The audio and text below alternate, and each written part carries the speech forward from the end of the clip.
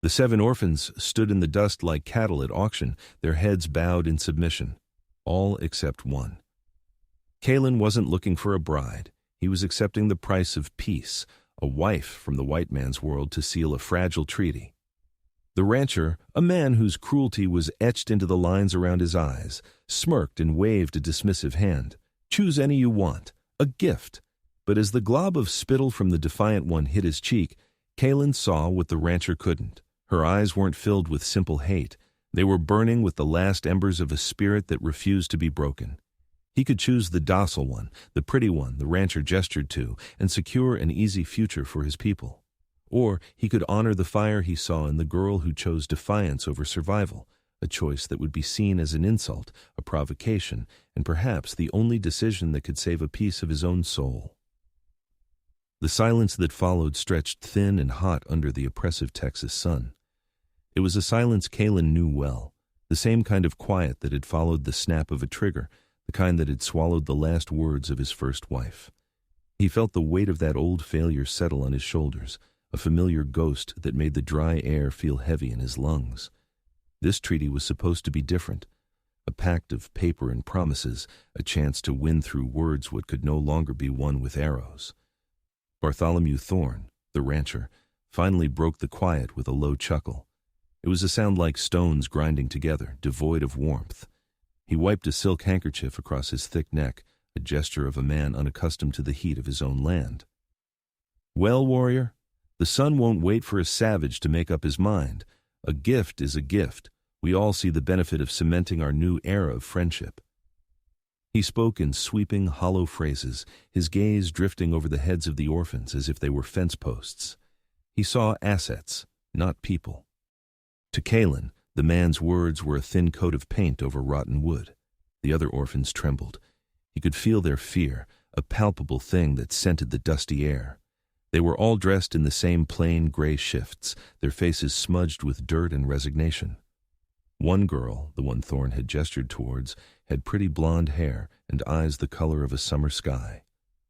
She looked up at Kalen with a practiced sort of pleading, the look of someone who had learned early that compliance was the only currency she possessed. She would be the easy choice, the smart choice, a wife who would cause no trouble, who would be a symbol of the peace he was so desperately trying to grasp. His people would understand. They would be safe. But Kalen's eyes were locked on the defiant one. She hadn't moved. Her small frame was held rigid, a lone, stubborn rock against a tide of fear.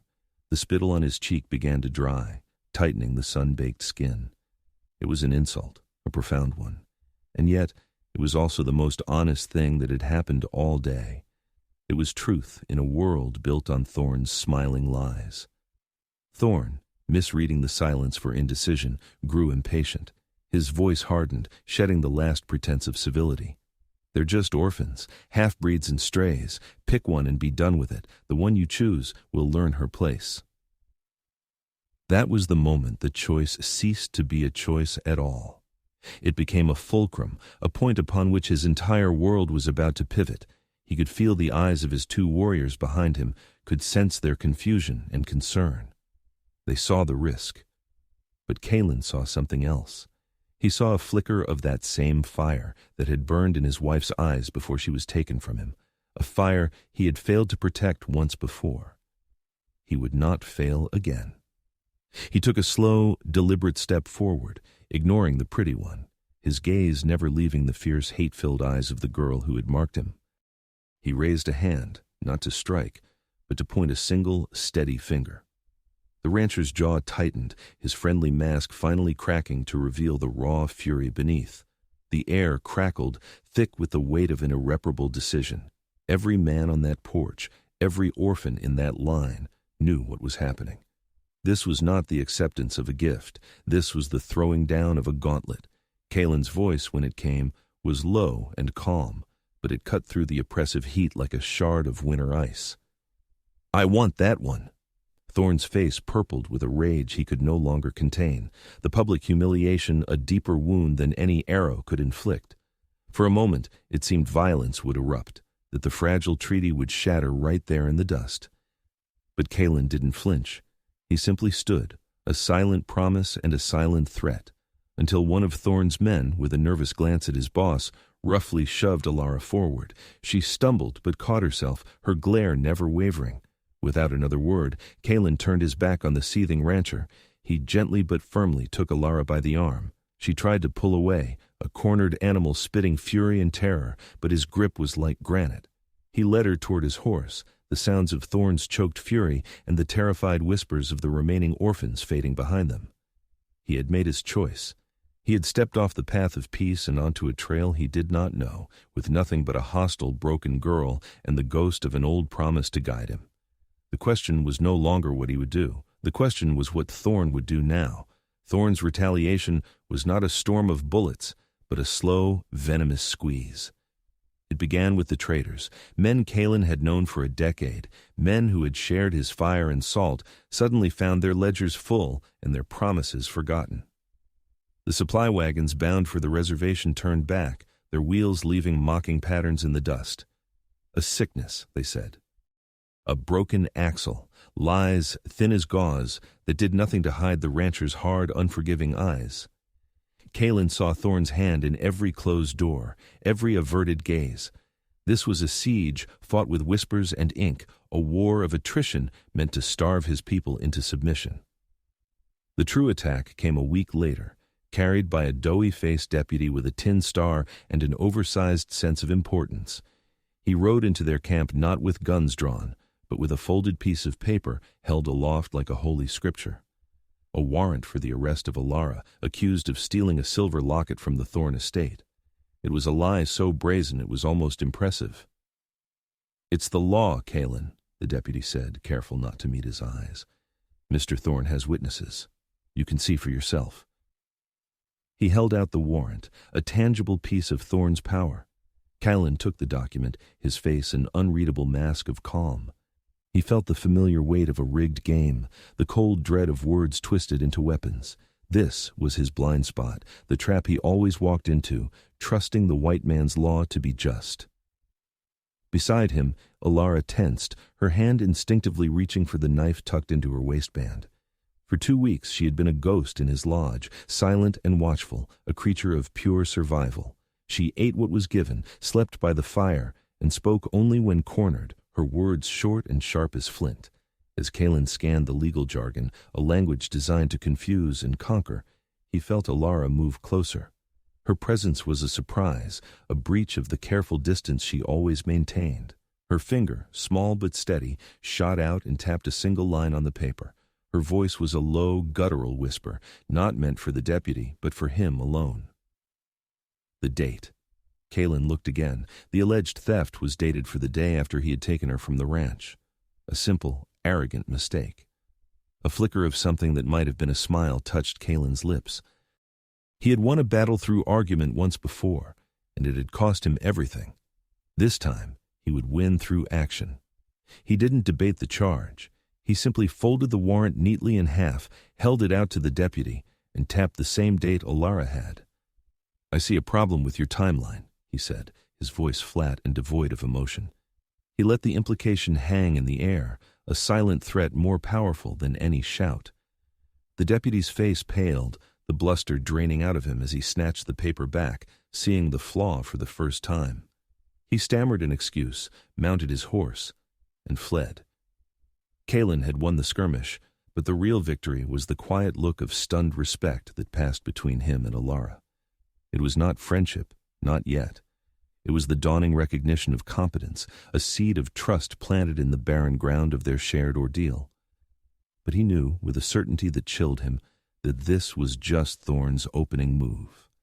The war had just begun. The true nature of that war was revealed not by a messenger, but by a ghost. One of Kalen's scouts, a young boy named Taza, returned from the territory near Thorne's land, his face pale with a terror that went beyond the threat of starvation. He spoke of riders in the night, of a small shape bundled onto a horse. He spoke the name Lily, one of the other orphans, a small, timid girl Alara had sometimes stood near in the lineup. She had been taken. Thorne didn't wait long to explain why. A rider arrived the next morning, not a deputy, but one of Thorne's cruelest ranch hands, carrying a single, elegantly scripted letter. It wasn't a threat, It was a clarification, a masterclass in malicious compliance. Thorn wrote of the treaty, praising its vision of peace, before drawing Kalen's attention to a clause he had dismissed as legal nonsense. A clause that stated that should any of the gifts provided to the Apache be found defective, or should they wander from Kalen's protection, all terms of the treaty would be rendered void, and the tribe's ancestral lands would be forfeit as collateral for the breach of contract. Lily, the letter explained with mock sympathy, had clearly wandered. Kalen crushed the letter in his fist, the paper crackling in the sudden violent silence. It was a perfect trap. If he did nothing, Lily was lost and Thorn would have a hostage. If he tried to rescue her, he would be crossing Thorn's land to retrieve a defective asset, an act that would trigger the clause and give Thorn everything. The diplomat in him, the man who had staked his life on the power of words and pacts, died in that moment. What rose from the ashes was something older, harder. The warrior his people whispered he had buried, the fury he had hidden as his secret shame, now felt like the only clean thing left in the world. He was no longer reacting to Thorn's provocations. He was going to hunt. The rescue was swift, silent, and brutal, a dance of shadows under a sliver of moon. Kalen and two of his best warriors, Nakai and Jaron, moved like spirits through Thorn's land. They found Lily not in the main house but in a cold, dark storage cellar, locked in a cage like an animal. She was terrified but unharmed. They were ghosts, in and out before the ranch hands even knew they were there. The mission was a success, until it wasn't. As they slipped back across the border of Thorn's land, a lone, drunken guard stumbled out of an outbuilding. A single, panicked shot split the night. Kalen shoved Alara and Lily to the ground as a hot spike of pain seared Nakai's shoulder, throwing him from his horse. They made it back to the village before dawn, carrying their wounded warrior and their rescued child. But there was no welcome. The sight of Nakai, bleeding and delirious, broke the tribe's fragile spirit. Fear, cold and corrosive, spread faster than any fire. An elder, his face a mask of bitter grief, stepped forward, his voice trembling with rage. "You bring war to our homes. You sacrificed our peace for this white man's baggage." He pointed a shaking finger at Alara, who flinched as if struck. The tribe, united in their terror, murmured in agreement. In their eyes, Kalen was no longer a hero. He was a fool who had doomed them all, a leader who had traded their security for his own stubborn pride.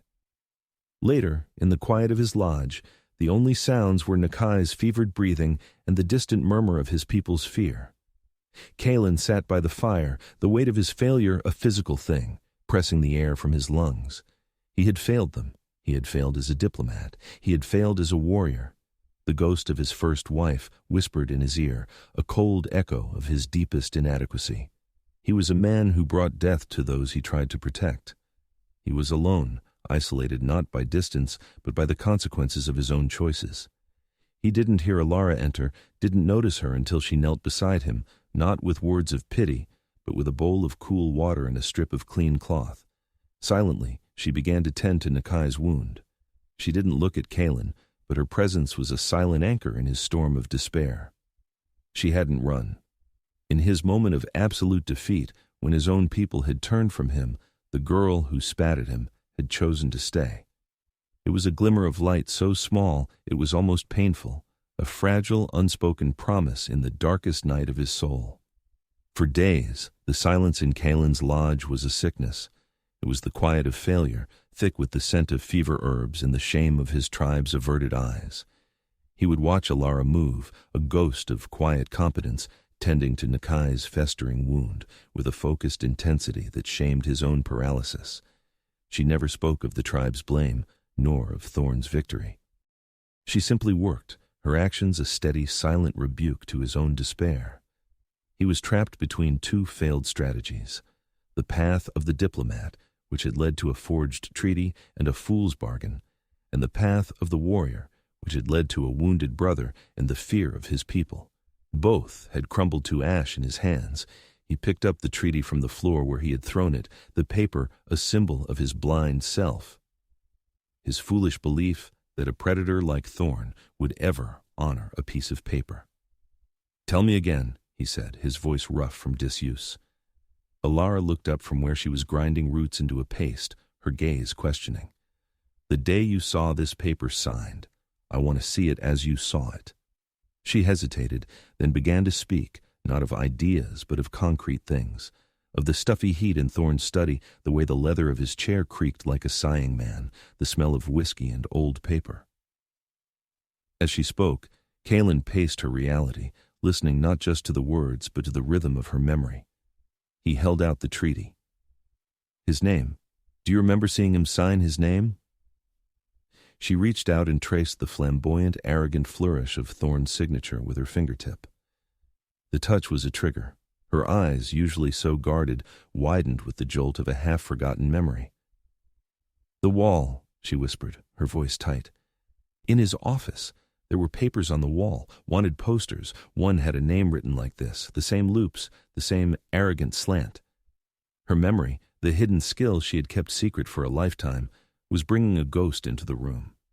The name on the poster was Kane.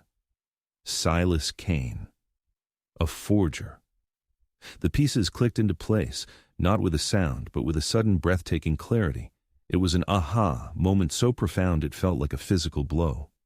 The treaty wasn't just unjust, it was a fraud. Thorne hadn't bent the law, he had broken it. At that moment, one of his scouts burst into the lodge, his words coming in ragged bursts. A territorial marshal, a man whose authority superseded Thorne's local tyranny, had arrived in the nearby town of Redemption. He was there to dispense federal justice. The despair in Kaelin's heart was burned away by a sudden cold fire of anticipation.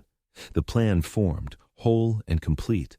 They would not fight Thorne on his land or with their arrows. They would meet him on the only ground he believed he owned absolutely, the white man's law. And they would burn his empire down with the truth. The makeshift courtroom was suffocating, thick with the smell of unwashed bodies and the tense, palpable weight of social proof. The entire town had gathered to see the spectacle, the savage accusing the founder. Thorne sat beside the marshal, exuding an aura of wounded dignity, the very picture of established authority. The marshal himself was a man carved from granite, his face impassive, his eyes missing nothing. This was the final battle, a chess game of truth and power. Thorne spoke first, his voice a smooth, reasonable balm of Milton model vagueness. He spoke of progress, of difficult but necessary choices, of the manifest destiny that guided men like him. He painted Kaelin as an ungrateful agitator, unable to grasp the complexities of civilization. Then Kaelin rose. He did not shout. He did not accuse. He spoke with the quiet precision of the meta-model, his words like stones dropping into a still pond. Mr. Thorne speaks of agreements, Kaelin said, his gaze locked on the marshal. I would like to see the original document. He laid out the inconsistencies, the impossible date, challenging the generalizations. Then it was Alara's turn. She stood small and straight before the most powerful man she had ever seen. She did not speak of being an orphan, of being spat upon, of being property. She spoke with the authority of her own mind. She described the poster on Thorne's wall, the description of the man, the crime forgery, and the name. Silas Kane. She described the signature, a perfect match to the one on the treaty Thorne had just claimed as his own. She had taken the thing he saw as worthless, a throwaway girl, and transformed her into a weapon of absolute truth. The marshal listened, his face unchanging. When she finished, a heavy silence fell. Then, with a slow, deliberate movement, the marshal reached into his saddlebag and unrolled a federal wanted poster. On it was the face of Silas Kane. The signature at the bottom was a perfect damning mirror of the one on Thorne's treaty. The illusion of Thorne's authority shattered. The collective gasp of the townspeople was the sound of social proof shifting, of an entire community abandoning a fallen king. Thorne was no longer the town patriarch, he was a common criminal. Justice, when it came, was not a gunshot, but the quiet, final click of iron shackles. Weeks later, the air in the Apache village had changed. The scent of fear was gone, replaced by the smell of cook fires and the sounds of children laughing. Kaelin and Alara stood on a bluff overlooking their home, the land that was now truly theirs, secured not by a flawed treaty, but by courage and truth. He looked at her, truly saw her, not as the defiant girl he had chosen, but as the wise woman who had saved them. "I thought peace was a treaty signed in ink," he said, his voice filled with a reverence that was its own kind of prayer. "But now I know it's a sanctuary built on loyalty." This was his 5-second moment, the redemption of his past failure. Alara met his gaze, the old fire in her eyes now tempered into a warm, steady glow. "I thought my words were worthless," she replied, her own truth finally taking root. "Now I know they can build a future." This was her moment, the embrace of her own hidden value. The final image of their story was not an embrace, but a legacy. The next spring, near the heart of the village, a new structure stood, built of fresh-cut pine. Inside, Alara stood before a small group of Apache children, a piece of chalk in her hand. Before her was a slate, and on it she drew the first letter of their alphabet. Kaelin stood at the doorway, watching. He was not just a leader who had won a war, he was the guardian of the peace she was now building, a peace that would echo for generations. This was their resolution. This was their resonance. A sanctuary not of land, but of knowledge. A future written in a language that could never be forged.